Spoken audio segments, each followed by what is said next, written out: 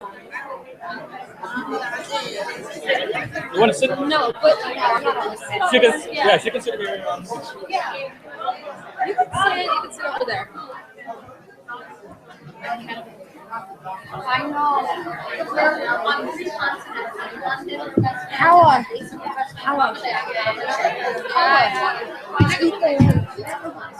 The link. Every time we see each other, we're like, huh? Yeah, once again, like, and also, you can post it on the event page, but share it, you can post it on the event page.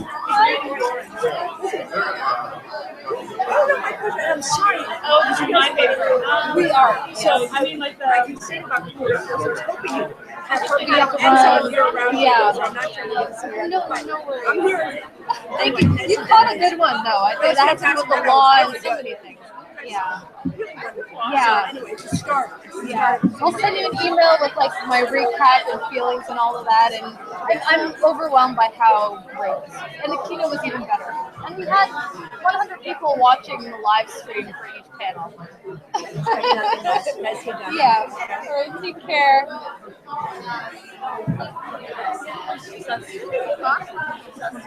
Did I? And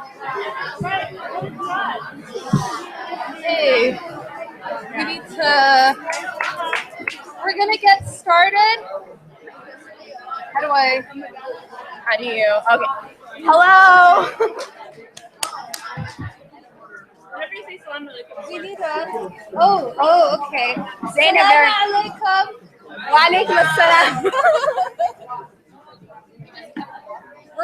We're gonna get started.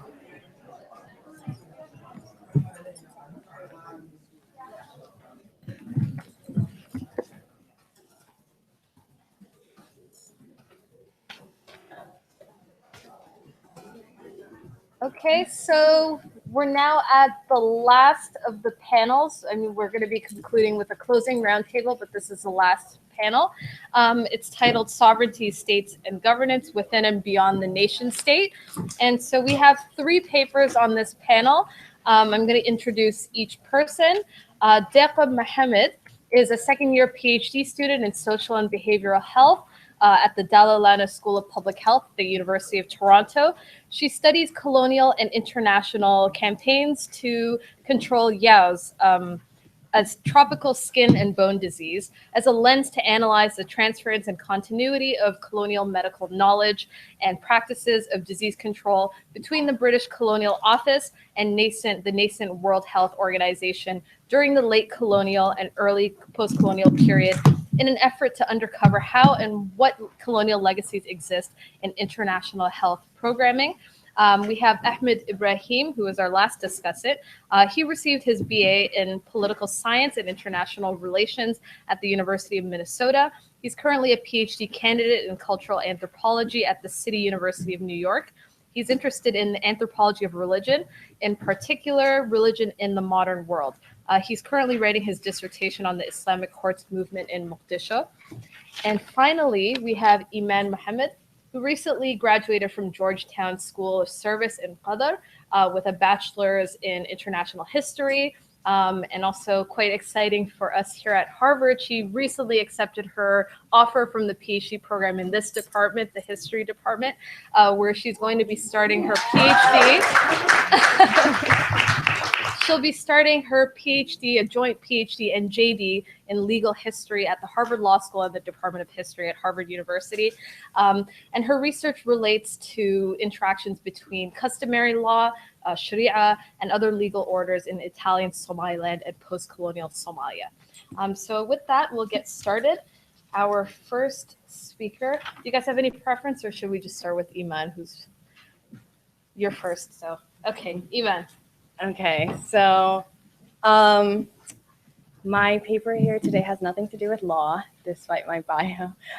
So I'm going to be talking about this interesting moment in the post-war period in Italian Somaliland and what was happening as far as how different groups in Italian Somaliland visioned at times vastly different post-colonial possibilities. So before I get to my my question and my methodology, I'm just going to give you a little bit of historical background as to what was happening in Italian Somaliland at this time. So basically, a short history of the territory in dates. Italian Somaliland was a protectorate, then colony of Italy from 1889 to 1941. In 1936, it was incorporated in Italian East Africa after Italy's invasion of Ethiopia. And as Italy, during the Second World War, fought on the side of Imperial Japan and Nazi Germany. During this time, the war came to East Africa with Italy's invasion of British Somaliland. But very quickly, the Second World War ended in Italian East Africa in 1941, only 2 years after the beginning of the war. The war would, continue in the Pacific and in Europe for much longer. But in February 25th, 1941, Mogadishu is captured by British forces, and within the next few months, the Second World War ends in East Africa. And finally, in February 10th, 1947, Italy signs a peace treaty with the Allied powers, ending the war. So as you can tell, there's a huge gap between 1941 and 1947. What is happening during this time is that its former Italian colonies are occupied by British military forces. So this is a military occupation, not a colonial occupation, which is an important distinction to make, as you will see later in my presentation. And so in 1947, when Italy signs a peace treaty with the Allied powers being Britain, the United States, France, and the Soviet Union, part of the peace treaty was a agreement that the Allied powers would send a commission to the former Italian territories, asking inhabitants of these territories what they would like to happen to their territory. So essentially asking for their input. The actual article says, quote, the final disposal of the territories concerned and the appropriate adjustment of their boundaries shall be made by the four powers in the light of the wishes and welfare of the inhabitants and the interests of peace and security, taking into consideration the views of other interested governments.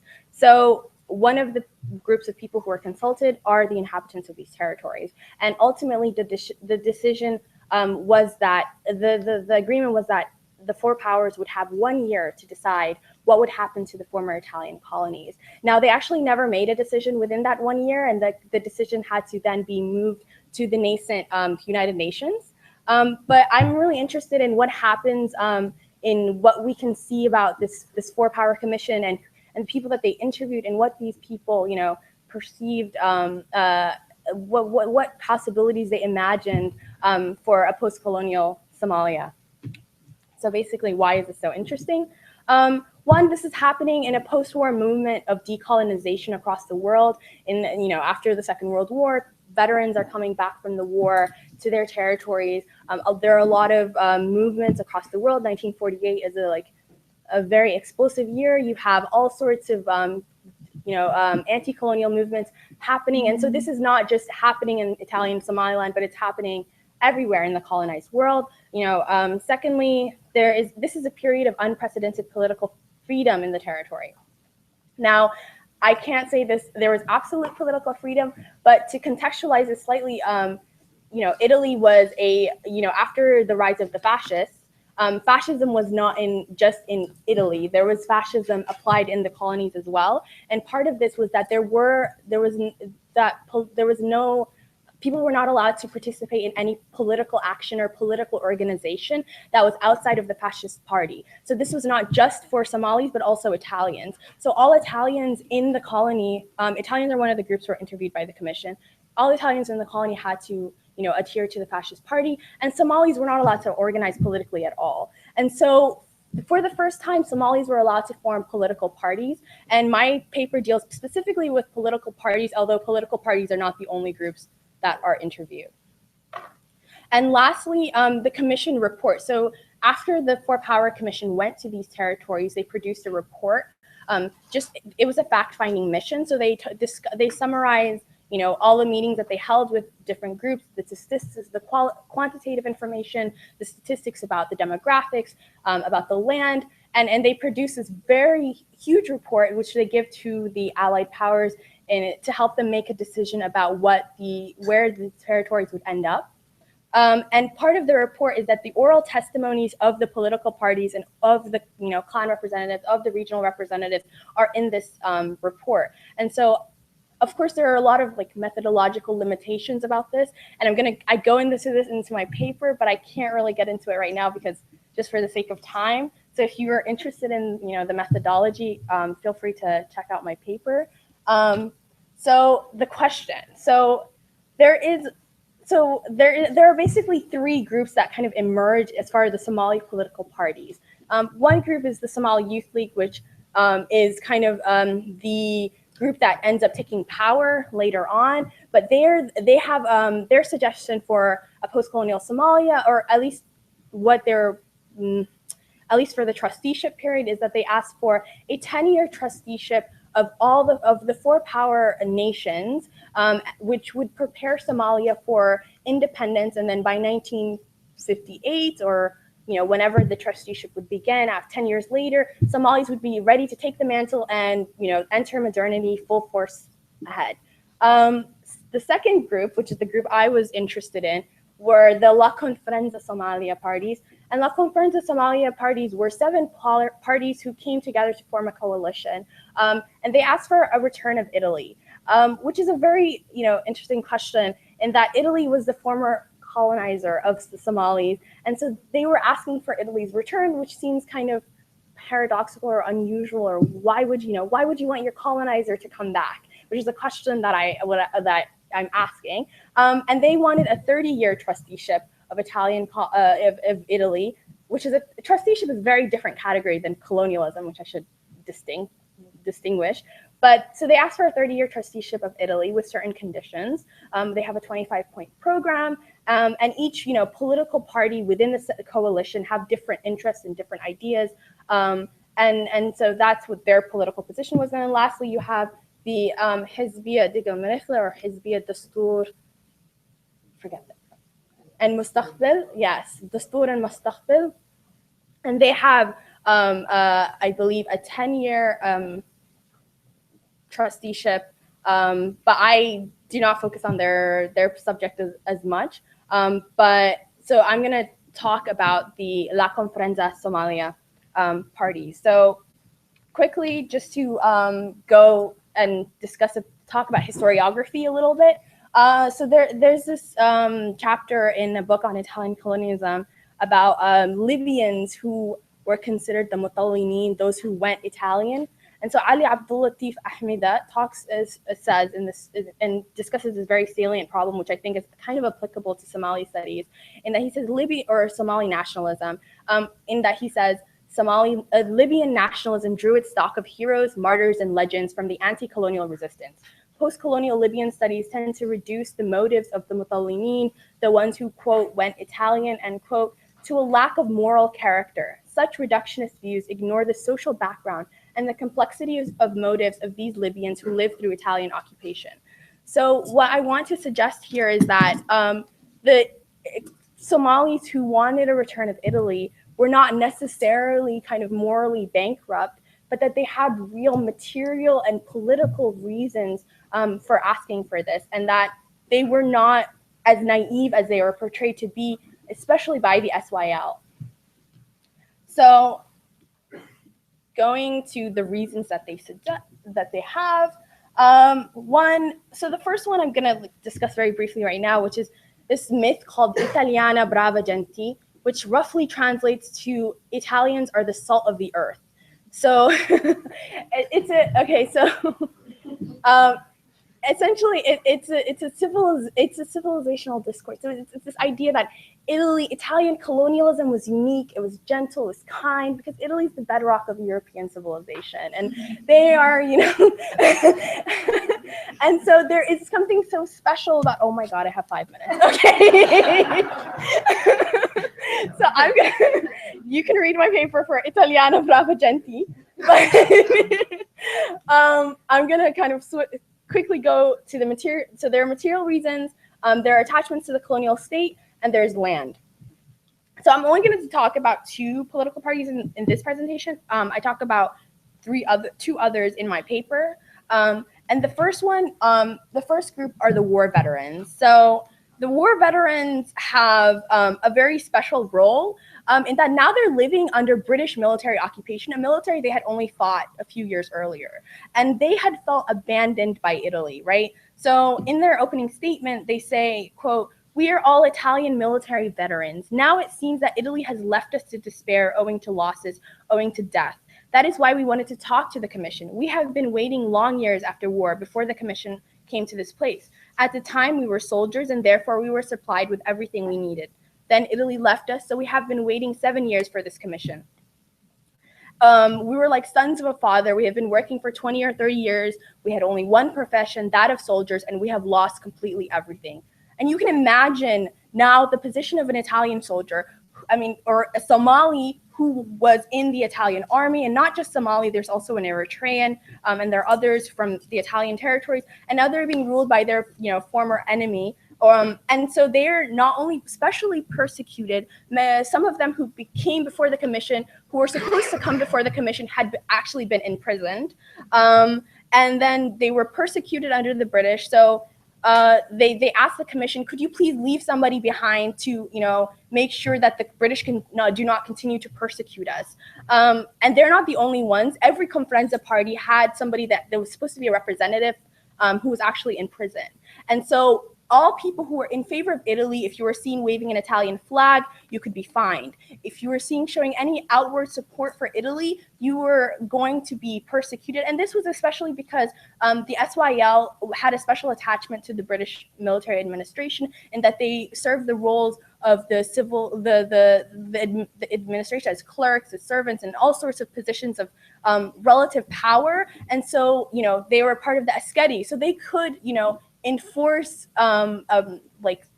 could persecute you if you were against them. And if you were against them, then you were likely in favor of Italy. And then lastly, they had a special access to the colonial state that other Somalis simply did not have. I'm going to go to my second group, which is the last group, which is Hidayat al-Islam. So Hidayat al-Islam represented a group of 2 clan communities, the Shidla and the Mobilan, and they live in southern Somalia, it's all Italian Somaliland. And so the questions that I'm gonna skip land and indigeneity. It's an interesting question, but I can't talk about it right now. But I'm gonna go to native homeland and what the function of native homeland is within a colonial state.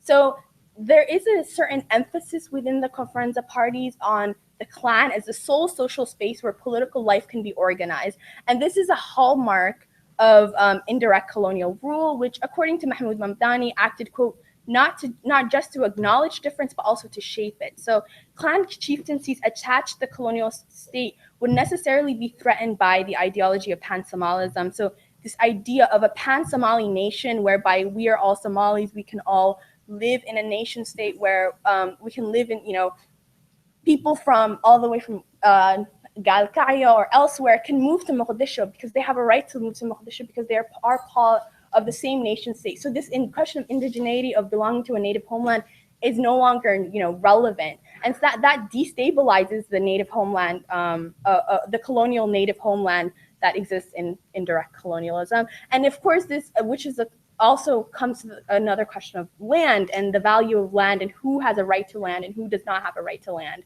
And this, of course, obfuscates the biggest land question, which is the concessionaires, the concessions that Italians had. They had the largest lands in Italian Somaliland, but most people were concerned about other Somalis and them taking their land. And so you're obfuscating the grander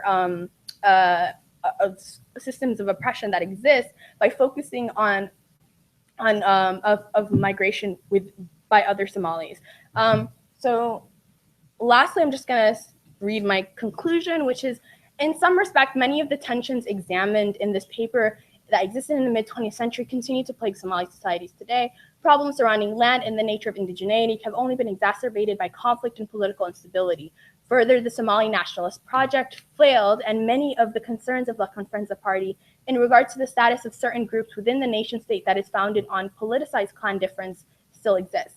Nonetheless, The decolonial possibilities of Somali nationalism should not be ignored. That Somali political nationalism failed does not mean that the ideological underpinnings were unproductive. In fact, these questions about borders and the nativist approach to homeland are more pertinent than ever as the political and regional fragmentation of Somali territories accelerate. It is likely that more explorations into the colonial past will only help to illuminate the historical origins of the many social and political ills facing the Horn of Africa today.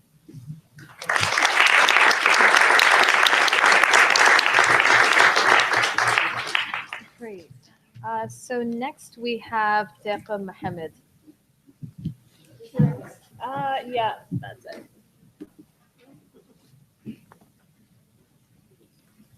Great.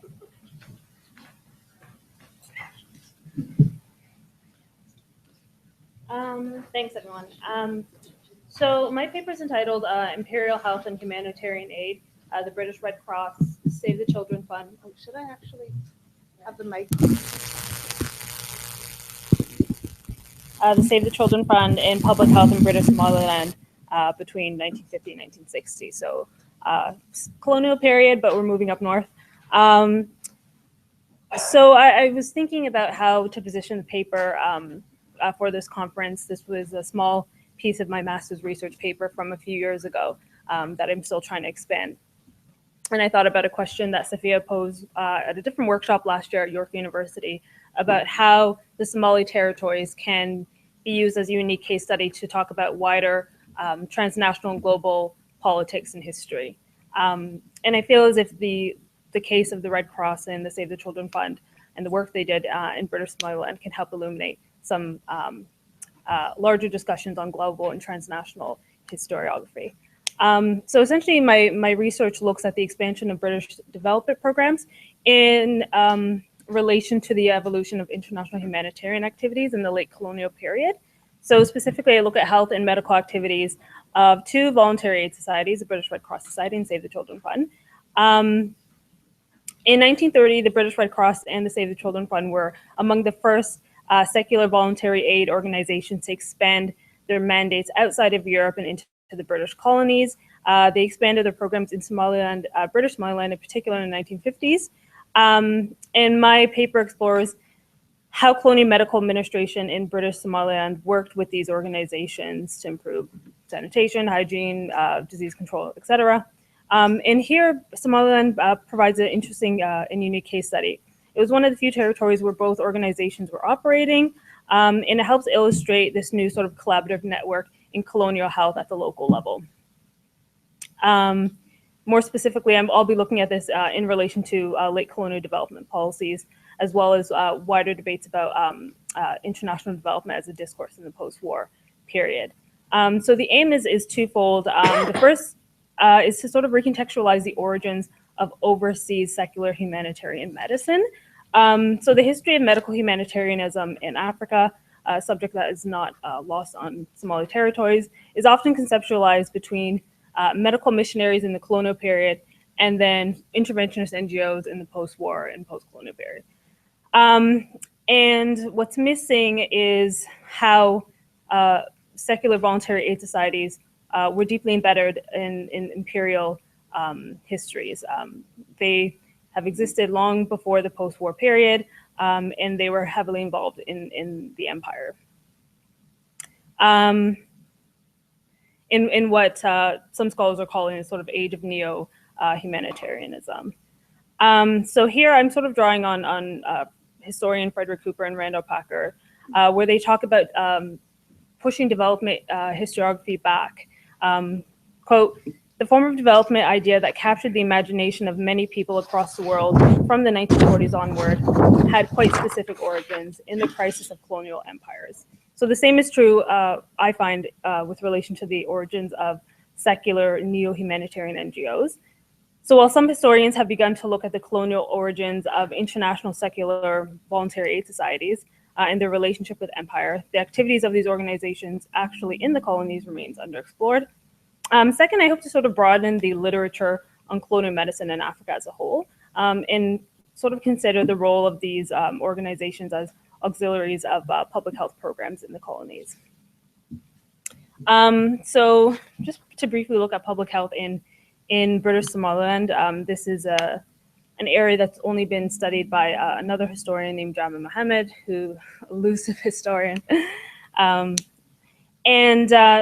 prior to the 1920s, there were minimal health services in British Somaliland.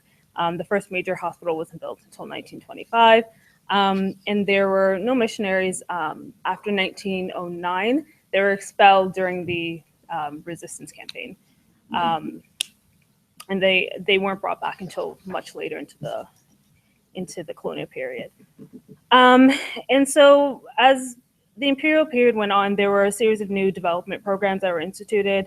The Colonial Development and Welfare Act in particular, following the 1940s.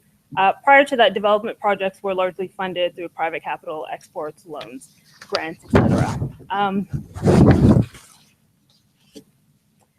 Consequently, constructive efforts were made to expand public health infrastructure in British Somaliland following the 1920s. And yet missing within this is, within this narrative, is how, this narrative of development is how these voluntary aid societies were meshed in with these larger and expanding public health programs in British Somaliland. Sorry, I just cut out a lot of the paper at the same time. So just a brief history on these organizations. So the International Committee of the Red Cross, founded in 1863, following the Geneva Conventions in 1860, prior to the Geneva Convention in 1864. It was essentially an organization to help during wartime efforts, but the League of Red Cross Societies was created in 1919 to consider the peace period and humanitarian activities towards civilians. Their mandate was, quote, to encourage and promote in every country in the world the establishment and development of a duly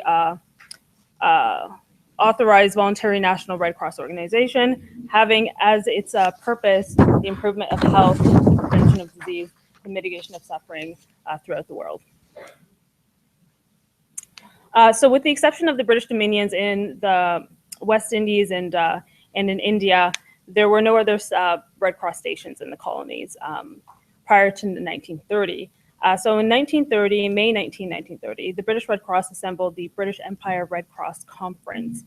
And this was to consider expanding overseas humanitarian programs into the British colonies. There were a series of delegates, many from the Colonial Office, including Colonial Secretary, Lord Pasfield. And at the conference, he said the following: "You have this huge continent, Africa, where I suppose we're responsible for the health and welfare of between 40 and 50 million African natives, a work which has already begun, but which all governments concerned must necessarily fail to cope with unless we organize, or at any rate, begin to organize something in the nature of a Red Cross work to supplement that of the government. I want to give my testimony to the extraordinary value of this voluntary effort, of this kind of auxiliary to the government service in health and welfare everywhere. If you carry your minds to more sparsely populated parts of the empire, the district commissioner, or for whom so much depends, the district commissioner, or whatever he is called, will surely fail to cope with the problems with which he must necessarily deal with regards to the health and welfare of the population, which are particularly committed to his charge, unless he somehow manages to gain help from voluntary auxiliaries." So conference resolutions included building stronger relationships with the Colonial Office, medical missionaries, and other kindred societies. And members agreed on training new voluntary aid dispatches throughout neglected parts of the empire, starting with Africa, first expanding into colonial Kenya in southern Rhodesia. They finally came to British Somaliland in 1954. It was the final British African territory to receive a Red Cross. On the other hand, another voluntary aid society, the Save the Children Fund, was also interested in expanding their mandate in 1930. They held a conference in 1931, 1 year after the British Red Cross, called the International Conference on African Children, towards aiding children of, quote, non-European races. Unfortunately, because of the Depression, they weren't able to secure enough funding to do this program. They were able to create a small relief camp during the 1935 invasion of Ethiopia by Italian forces in what John Ilf called the first modern relief camp. But they did not expand their services until 1950. And one of the few areas where they did do their work was British Somaliland. So charitable medicine in the colonial world initially came in the form, as I mentioned, of medical missions. Christian missionary societies were the first to introduce Western biomedicine into Africa, providing aid and auxiliary training, and would act as primary health dispensaries until the early 20th century.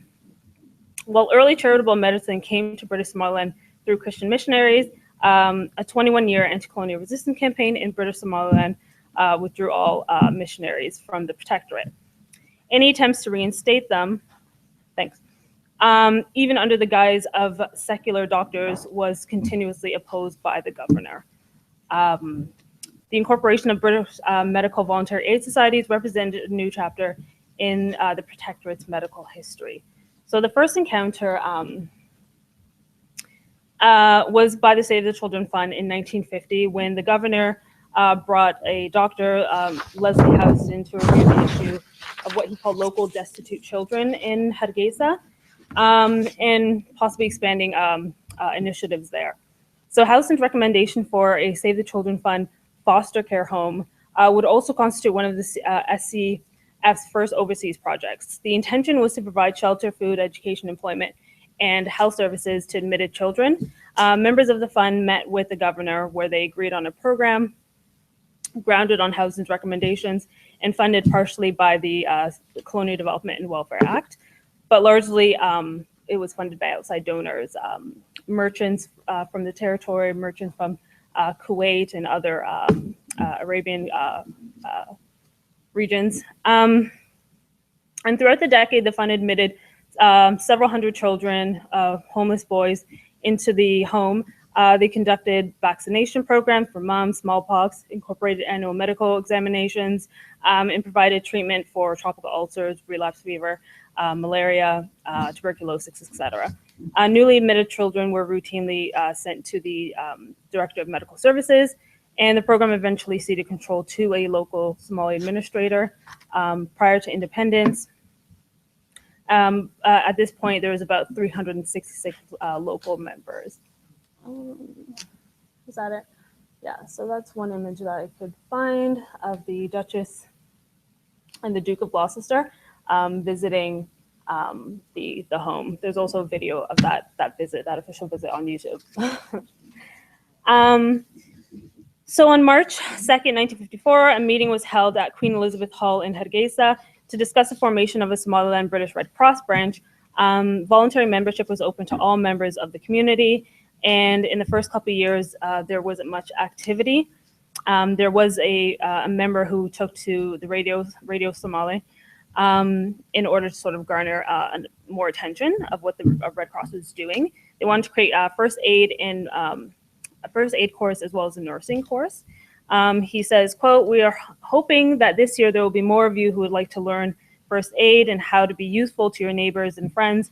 We help crippled children and patients in hospitals, but we also think those who are ill at home and healthy people who run hazards of everyday travel and sport.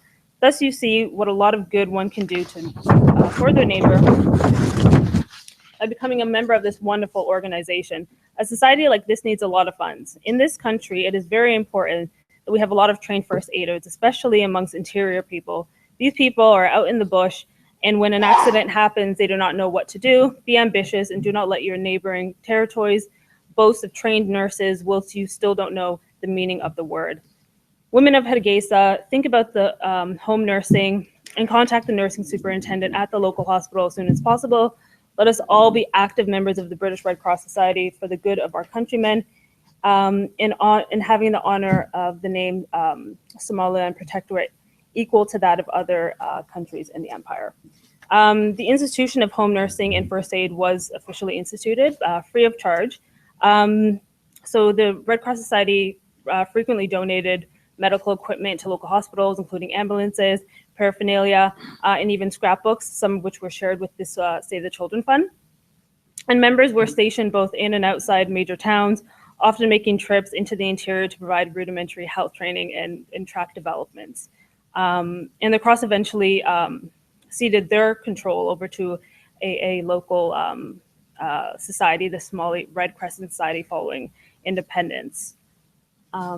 Again, there she is visiting the Red Cross Society. This was a donated wheelchair for a local. And as well as Somali children of the fund, the quote-unquote homeless boys, making themselves useful.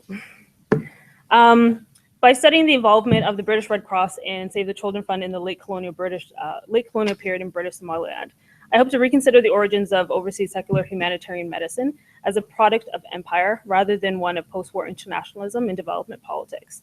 Also to reconsider the dichotomous study of either colonial missionaries and post-colonial NGOs in the historiography of medical humanitarianism and global health in Africa, while also broadening the historiography of colonial medicine in Africa.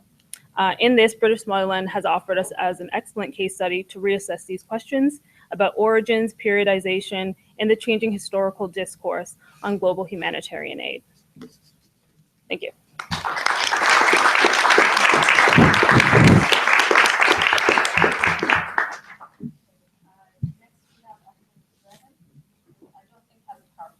No.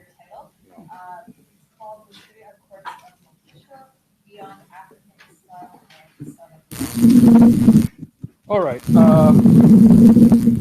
I won't take too much time.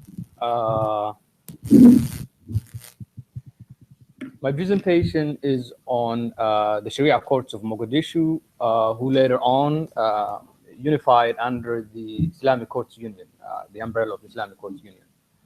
I think most of the people here know the Islamic Courts, the ICU, from the time when they came on the scene in around mid or early 2006. But the history of the courts is a lot longer. The Sharia courts of Mogadishu began as early as 1992. The state collapsed in 1991, of course. So a year after the state, there was already a Sharia court formed in Mogadishu.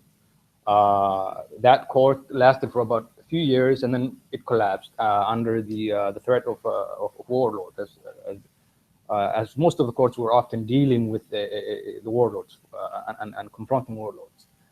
A few years later, in 1994, another court was a series of courts were established in southern Mogadishu, and those lasted until 1997. And then the same sort of issue led to their collapse, a sort of a problem with a faction leader. And then in 1998, another series of courts were organized in northern Mogadishu, and those were also disbanded in 2000 after the establishment of the Arta government, the government that was established in Djibouti. And then that government, of course, didn't last long, so Mogadishu went back to the problem, and the people again established Sharia courts in 2001.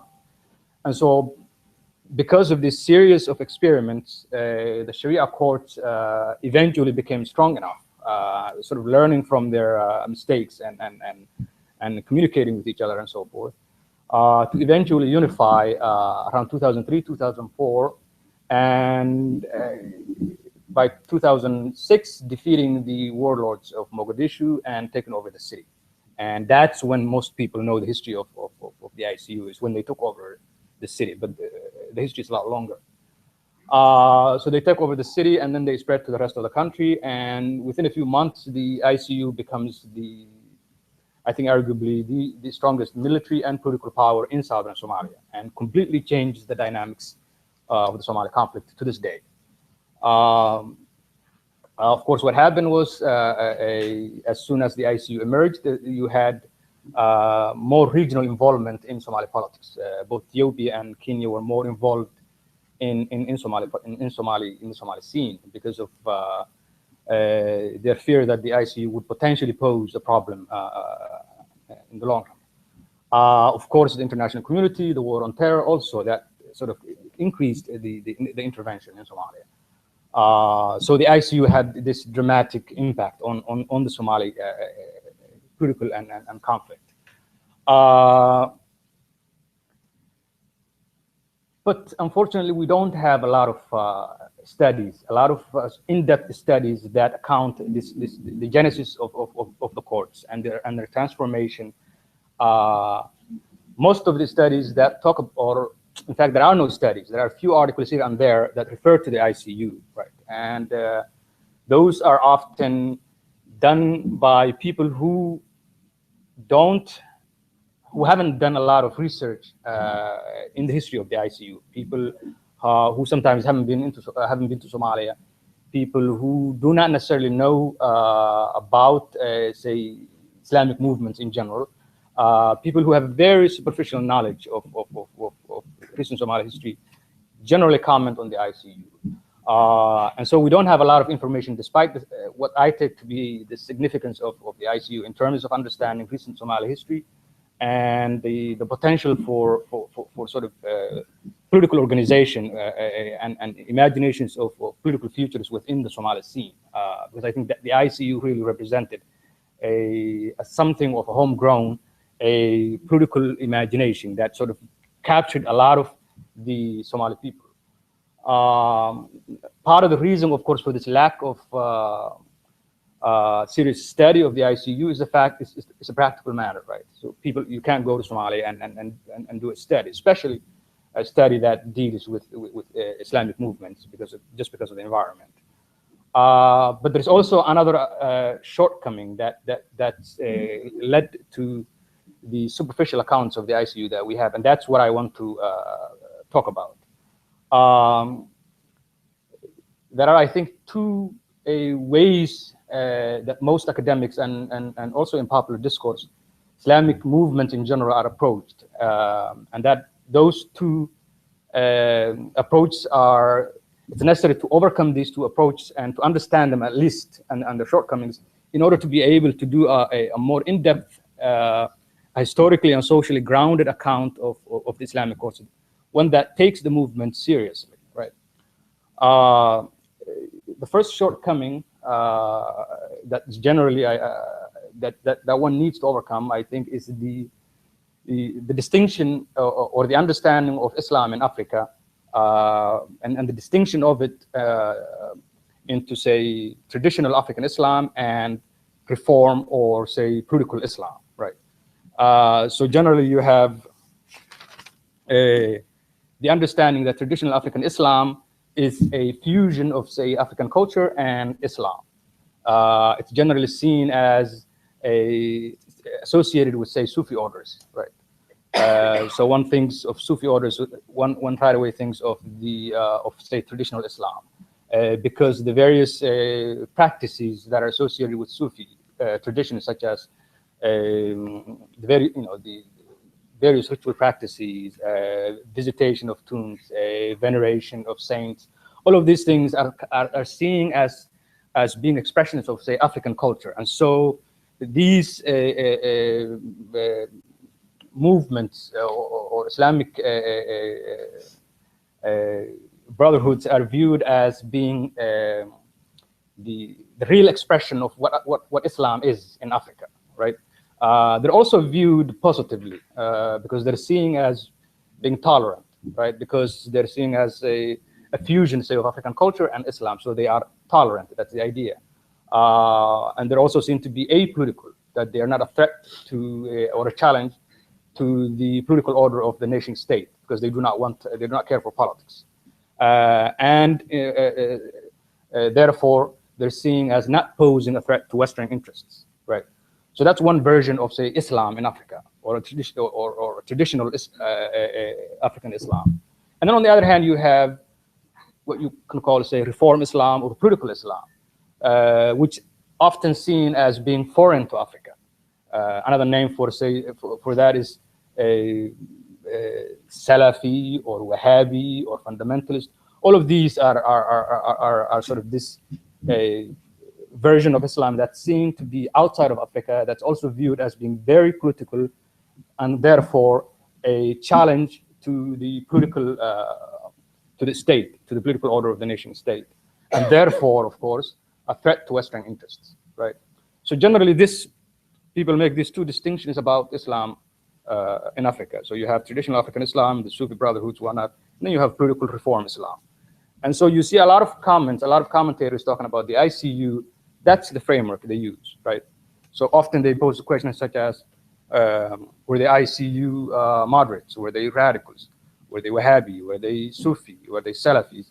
All of these are code words for, you know, where you categorize them. And so one doesn't feel the need to actually do any serious research about the ICU, because as soon as you categorize them, say Wahhabi or Salafi, then already the feeling is that you know what they are, right? You don't even need to go to Somalia. Excuse me.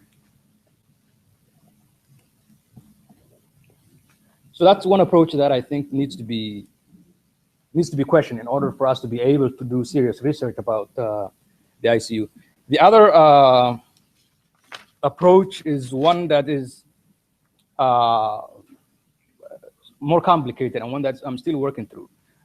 It's the idea of, it's the need to challenge the idea of equating or seeing the Sharia as law, in the modern sense of that word, law.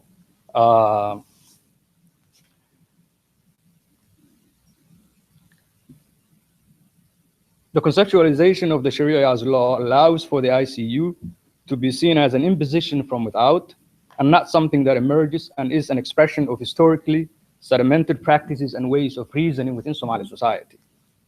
Viewing the Sharia as law forecloses our ability to ask certain questions about Somali society and Islamic-oriented socio-political movements within it. The argument is that the Sharia cannot simply be equated with law in the modern understanding of that category is not one that I'm making, right? It's a long sort of argument that Islamic scholars, Sharia scholars like Talal Asad or Al-Halaq have made, that the Sharia is should not be equated with law. It's something quite different. And that entails sort of, once you take that approach, it entails a historical analysis of the formation of the concept of law itself, of the contemporary understanding of law. And that then entails that going back to, say, 17th and 18th century Western Europe and the rise of the modern state, where law becomes an expression of the sovereignty of the state. That's what law is, right? It also involves the emergence of the modern notion of, say, the autonomous, self-legislating individual, right? And the notion of morality as something that is specific to the individual. These are all concepts that are related. All of these come together to underline that the modern notion of law is both unique and historically and spatially, is unique both historically and spatially, and it's wrong to equate it with the Sharia. I became cognizant of sort of this problem when I saw a lot of commentators, whenever they talk about the ICU, the assumption is that there were a group of, say, conservative clerics who simply imposed the Sharia on the Somali people. And the Somali people accepted it because they were suffering. And so, you know, there were a lot of crime, and then so they were willing to accept it. But this is completely different from the actual history of the ICU and the way it came about. And so when I sort of thought about it, why are they doing that? Then I realized there is this idea of law that is very state-centered notion of law, as disciplining, as punish, that they're using to think about the Sharia, right? In conclusion, I argue that it's necessary to avoid the framing of Islam in sub-Saharan Africa as African Islam or Reform Islam, and the Sharia as law in order to do a historically and socially grounded account of the ICU.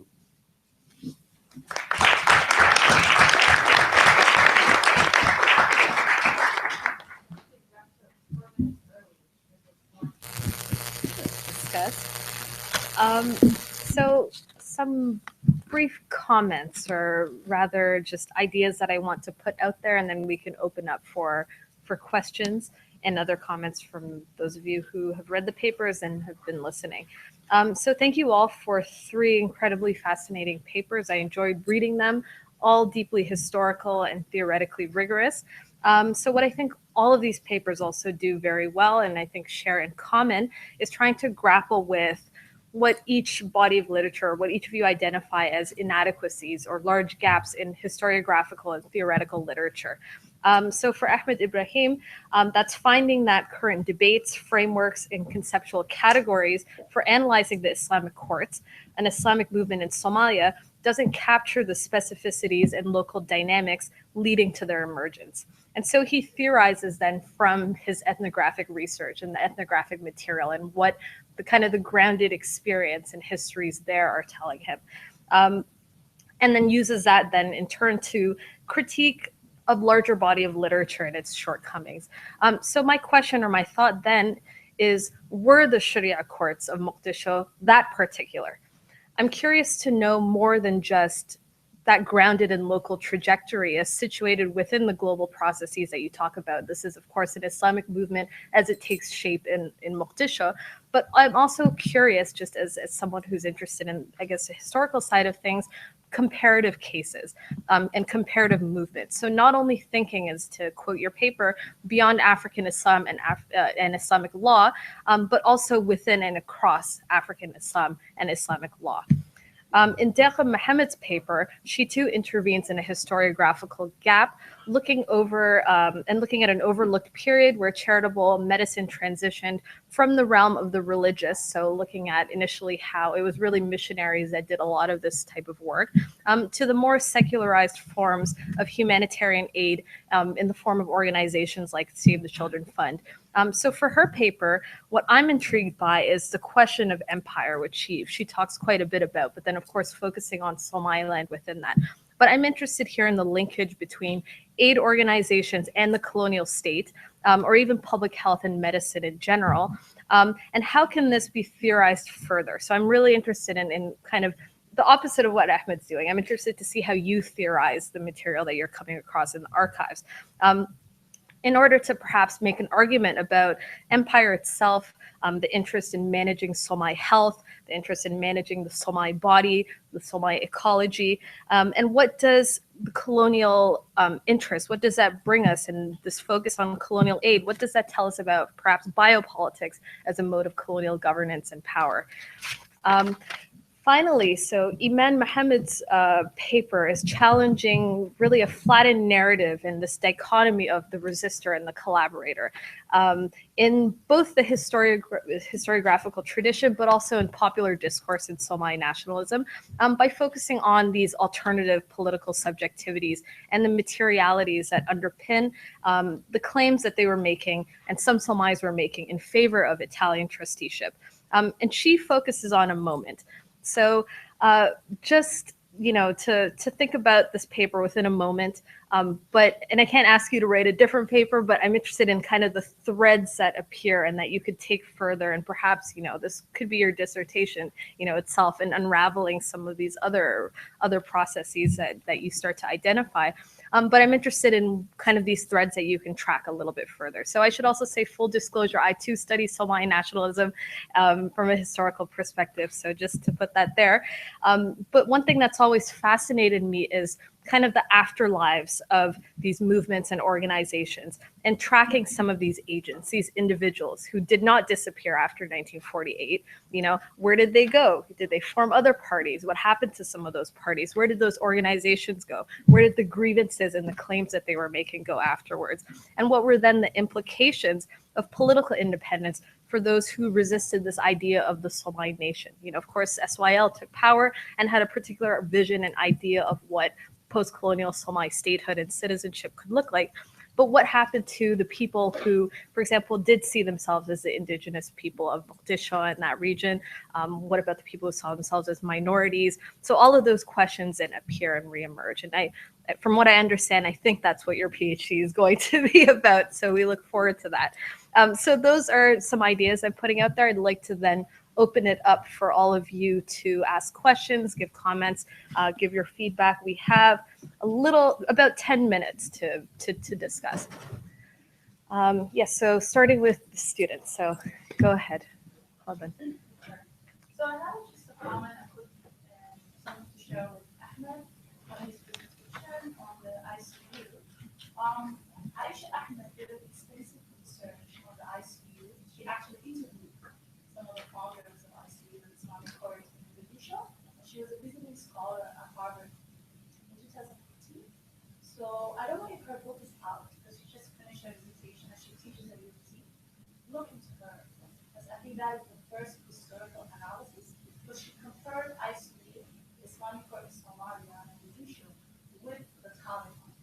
And she wanted to demystify this Western idea that people want Islamic court because they want Islamic courts. That she looks at how the business class were a motivating factor in ICU rise to power. That it was really about taxation and security. And that's why they came to power. Yeah, thank you. I know I'm aware of her work. And I too, of course, have spent a year and a half in Mogadishu and reviewed, of course, some of the ICU leaders. Yeah, I'm aware of her argument, and it's a very common-based argument. She's arguing that it's basically because of the rise of a new class of businessmen in Mogadishu that made it possible for the ICU to emerge. Questions about it, but it's the absolute.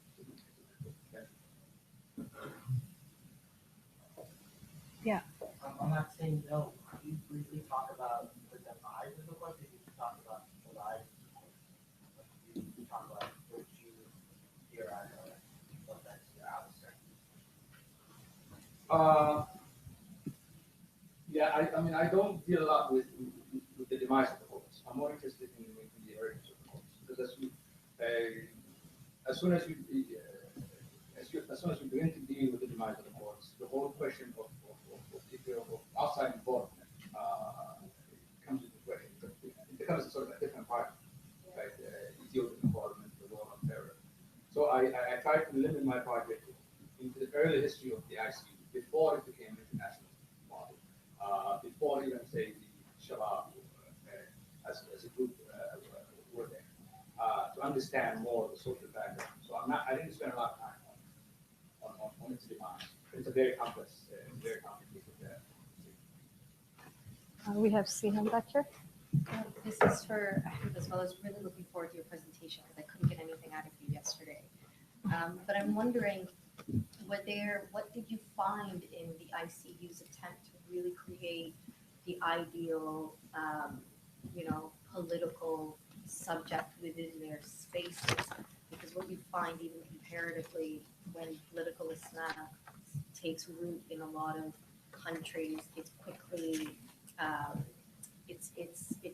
its demise is fairly quick because there's always infighting and the conversation is about fractious groups that are either, like you mentioned, on one end engaging with Sufi principles and rhetoric, and on the other end engaging with much more conservative and hardline approaches to practicing and giving Islam a very public life.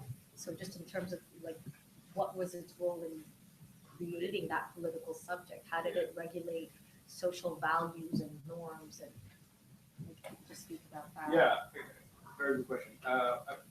One of the reasons for the emergence of the ICU was actually a rehabilitation centers. The ICU began or a lot of them began, the Shari'a courts that is, began as centers, as rehabilitation centers for young men that were captured by their own relatives and handed over to religious authorities to be rehabilitated because they were, on the streets, they were robbing people, they were killing people, and of course the relatives would be held accountable for that. So they had not only sort of a moral obligation, but they had a sort of a real economic, political interest in capturing them and having them rehabilitating their behavior, right? So this is one you can look at that as creating ideal subjects, because a lot of these young men that were rehabilitated in those centers eventually would become the militia of the ICU, right? But it's different to speak about an overall creation of a subject in the nation state in a nation state manner, because the ICU were very different. They were clan-based courts. They were very different. Some of them in terms of their religious ideological leanings. Some of them were more Sufi. Some were more. So they were themselves, a lot of times they had a lot of conflict between them. A lot of times the only common thing they had was their enmity towards the warlords. But one could look at that rehabilitation centers as creating, these subjects, these individuals that can become future soldiers and future members of society.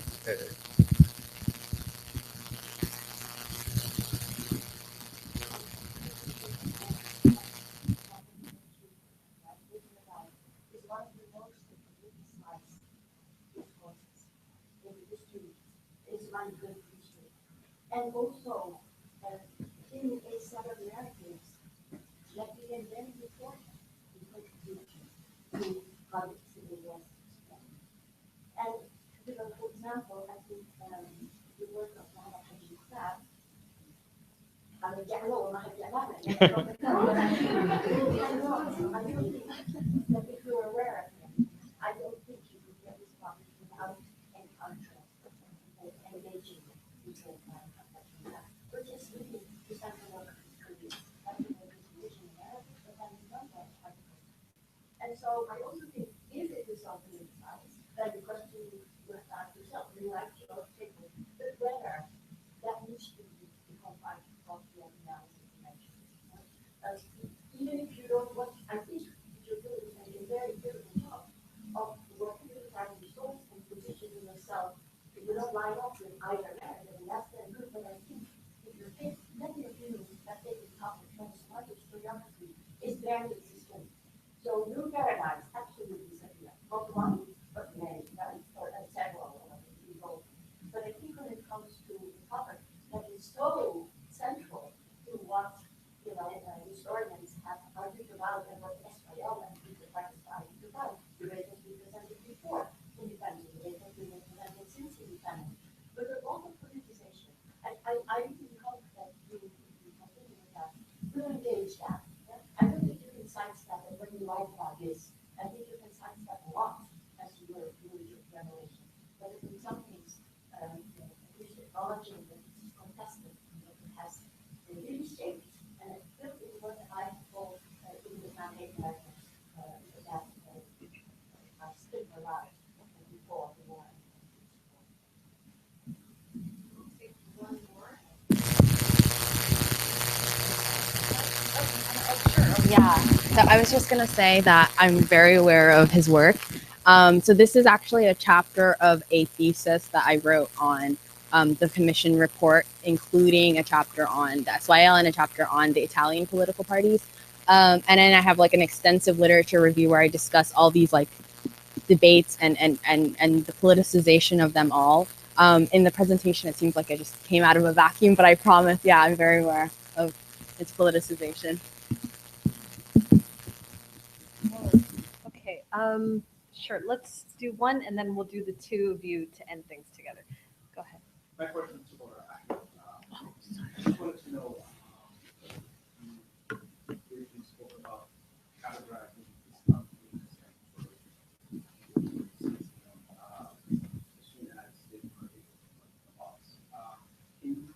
would that argue distinguish between and Somali? Do you not categorize that, but also I believe that it's hard to distinguish between Islamic courts and whatever we have now, which is Ashab and the links between the two. To the first part of your question,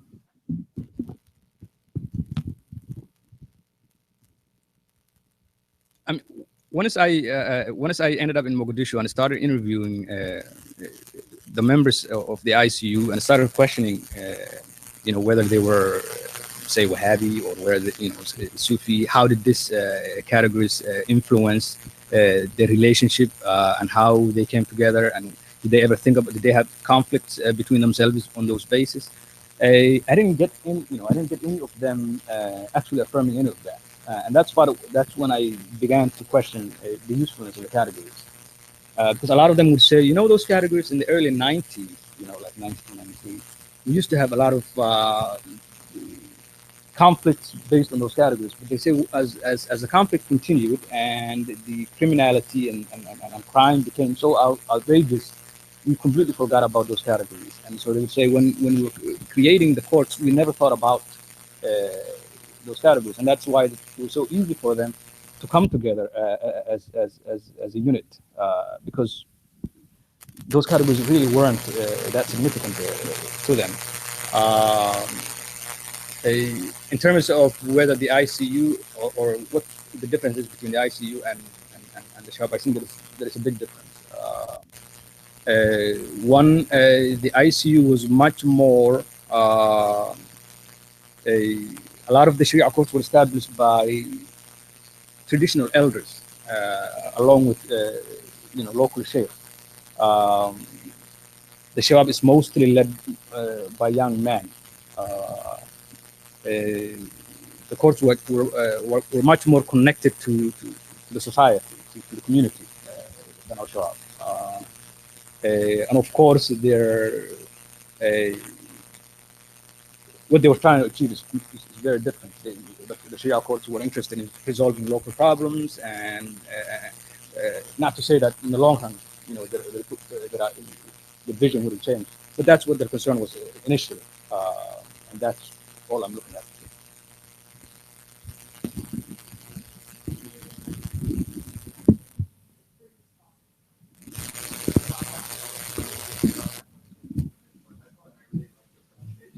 I'm just curious if the 1993 U.S. military operation is still called a humanitarian operation carried out by the military, not a competition. I wonder how that becomes work. Oh, it doesn't. It doesn't actually. No, I actually haven't really positioned contemporary humanitarian aid activities in the Somali territories with what was happening in the colonial period. I'm sort of positioning it within its context of late colonial development work. But yeah, sort of seeing those kind of continuities is something I should definitely look into. Yeah. I don't have a question, I have a comment. Okay. We are Somalia. We are, you know what I mean, here, trying to fix Somalia. This whole conference has a theme of identity, you know what I mean? Switch. And to see people like Iman, who were born in the United States, take up and say, I need to find out what happened to Somalia and fix it, is I'm speechless. You know, I'm full of emotions. This is beautiful. I mean, keep up the good work. It takes a village, and it takes all of us coming together, and understanding is so critical. When we don't understand, we judge. It's his fault, it's that fault, it's somebody's fault, you know what I mean? But if we understand the whole complex, we can fix this. We're all coming together. This is beautiful. And it's just beginning.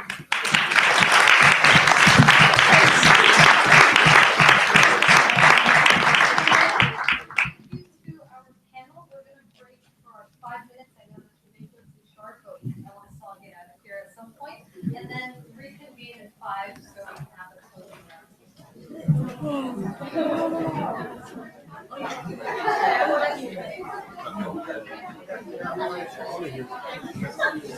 That's a great paper. That's really interesting. I don't know much about the Italian protectorate. It's like one of those things that's like acknowledged but never really talked about, right? Yeah. Same with the French one. I mean, like, I know Djibouti, there wasn't, like another one of those. like French Somaliland, I don't know anything about it, how it was governed, you know, what kind of policies were instituted. I'm really surprised at the longevity of French culture and language in the region, so it's got to be something. Hi guys. I was going to say thank you for your presentation, and that your research is really dope. And I didn't get a chance to read your papers, but like tonight I'm going to go and read all of it. And I'm like really excited about your work. Oh wow. You guys are awesome. Hey, historians. Yeah, you guys are historians? Yeah. I still like you, it's cool. There's nothing wrong with us, we're so neutral.